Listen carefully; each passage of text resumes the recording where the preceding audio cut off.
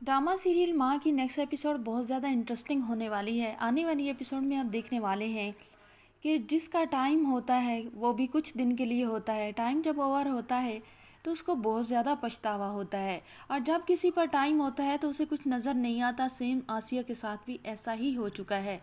आसिया को जो लगता है कि उसने बहुत बड़ा मार्का मार लिया है अपनी बेटी की शादी करवाकर ज़रियोन से, लेकिन जब उसे पता चलेगा ज़रियोन और वसीम की हकीकत का, तो वो तो उस दिन को भी कोसेगी जिस दिन उसने ये सोचा था।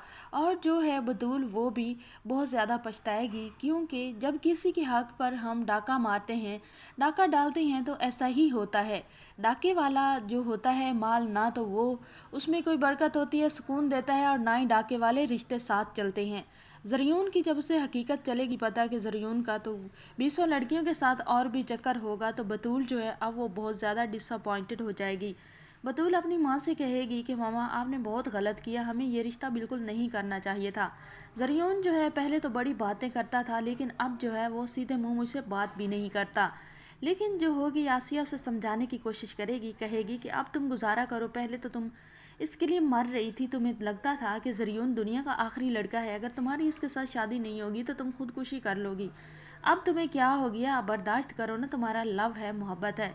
जो बतूल होती है अपनी माँ से कहती है कि ऐसे लव मोहब्बत को क्या करना है, जो इग्नोर करे, कोई बात नहीं सुनता और फ़ोन पर लगा रहता है, पता नहीं कितनी लड़कियों से बातें करता है, और कोई बात अगर कर दूँ तो कहता है कि ये तो मेरे क्लाइंट हैं या कोई मेरा बिज़नेस पार्टनर है, मैं अभी बिज़नेस स्टार्ट करने वाला हूँ, तो वो स्टार्ट ले रहा हूँ, तो आप मुझ पर शक करती हैं, लेकिन मैंने बहुत दफ़ा देखा है कि ऐसा कोई सीन भी नहीं है।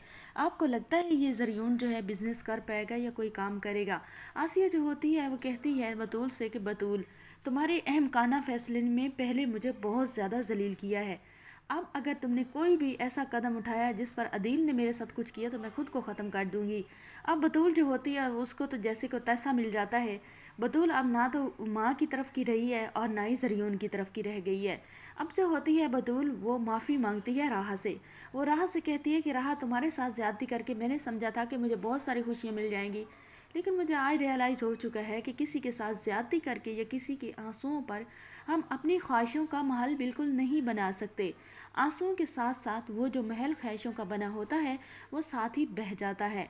तो मुझे अब रियलाइज़ हो चुका है, मुझे माफ़ कर दो। लेकिन राह जो होती है वो बतूल से कहती है कि बतूल, आज माफ़ी मांगने का क्या फ़ायदा, जब मेरे ऊपर इतने बड़े इल्ज़ामात लगे, मुझे जलील किया गया, तब तुम कहाँ थी, तब तुम बता देती ये सब कुछ। लेकिन बतूल अब बहुत ज़्यादा रोएगी, माफ़ी मांगेगी, और राह उसे बिल्कुल माफ़ नहीं करेगी।